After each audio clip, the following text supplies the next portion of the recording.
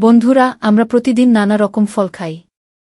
কিন্তু এমন একটি ফল আছে যা একদিকে যেমন মিষ্টি ও সুস্বাদু, তেমনি শরীরের জন্য অত্যন্ত উপকারী। সেটি হল পেঁপে। আজকের এই ভিডিওতে আমরা পেঁপে নিয়ে শুরু থেকে শেষ পর্যন্ত সবকিছু জানব। পেঁপের ইতিহাস, উৎপত্তি, পুষ্টিগুণ, উপকারিতা, ক্ষতিকর দিক, সৌন্দর্য চর্চায় ব্যবহার, চিকিৎসাশাস্ত্রে ভূমিকা, সবকিছু। পেঁপের উৎপত্তি ও ইতিহাস। পেঁপের আদি জন্ম দক্ষিণ আমেরিকায়, বিশেষ করে মেক্সিকো ও পানামা অঞ্চলে। সেখান থেকে এটি ছড়িয়ে পড়ে বিশ্বের বিভিন্ন দেশে। ১৬শ শতকে স্প্যানিশরা এটি ইউরোপ ও এশিয়ায় নিয়ে আসে। বাংলাদেশে পেঁপে খুবই জনপ্রিয় ও সহজলভ্য। গ্রামেগঞ্জে প্রায় প্রতিটি বাড়িতেই পেঁপে গাছ দেখা যায়। ইতিহাসবিদরা বলেন, একে ফলের চিকিৎসক বলা হতো প্রাচীন আমলে। পেঁপের প্রজাতি ও ধরন। পেঁপের নানা প্রজাতি আছে। মূলত দুই ধরনের, কাঁচা বা সবজি পেঁপে আর পাকা বা মিষ্টি পেঁপে। কাঁচা পেঁপে সবজির মতো রান্না করে খাওয়া হয়। পাকা পেঁপে ফল হিসেবে খাওয়া হয়। আবার লাল পেঁপে ও হলুদ পেঁপেও আছে। বিদেশি হাইব্রিড জাত যেমন রেড লেডি, শুভ্রা, এগুলো বাংলাদেশে চাষ হয়। প্রতিটি জাতের স্বাদ ও পুষ্টি ভিন্ন ভিন্ন। পেঁপের পুষ্টিগুণ। পেঁপে হচ্ছে এক অনন্য ফল, যেটাতে প্রচুর পরিমাণ ভিটামিন ও মিনারেল আছে। ভিটামিন এ চোখের জন্য ভালো। ভিটামিন সি রোগ প্রতিরোধ ক্ষমতা বাড়ায়।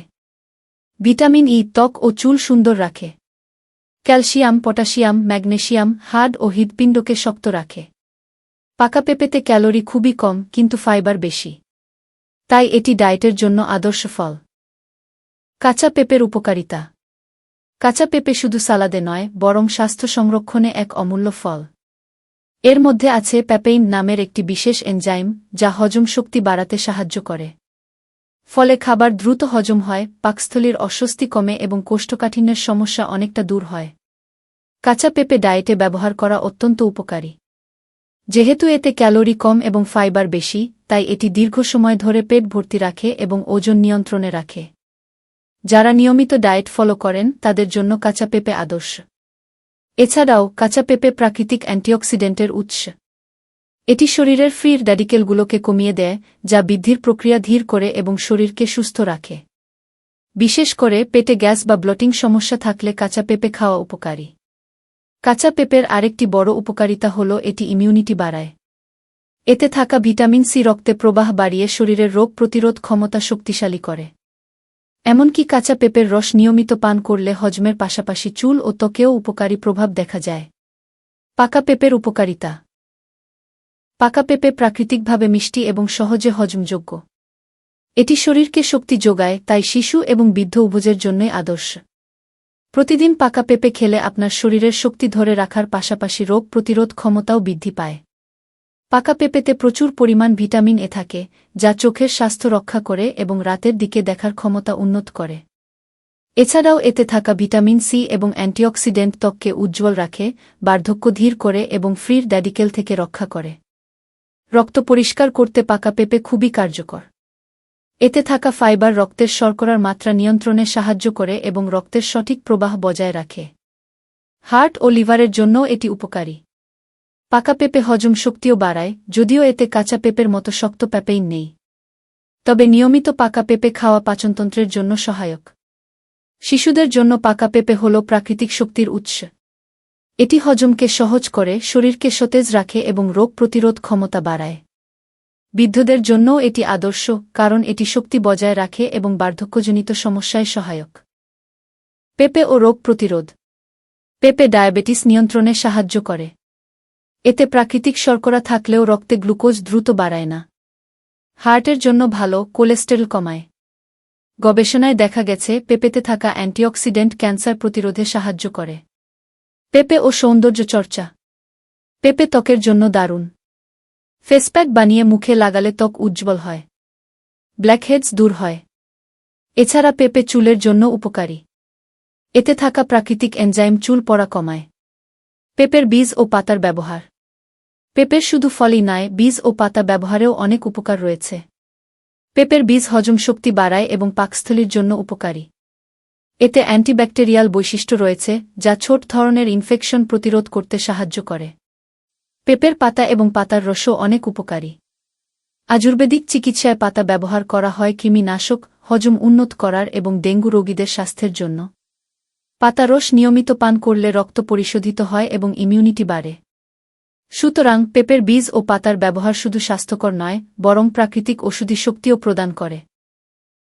তবে পাতা বা বীজ ব্যবহার করার আগে পরিমাণ এবং প্রস্তুতি সম্পর্কে সতর্ক থাকা জরুরি।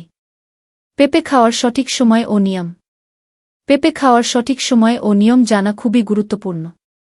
সকালের খালি পেটে পেঁপে খাওয়া সবচেয়ে ভালো, কারণ এতে হজম প্রক্রিয়া শুরু হয় এবং শরীরের শক্তি দ্রুত পাওয়া যায়। রাতে শোবার আগে পেঁপে খাওয়া ঠিক নয়, কারণ এতে হজম সমস্যা হতে পারে।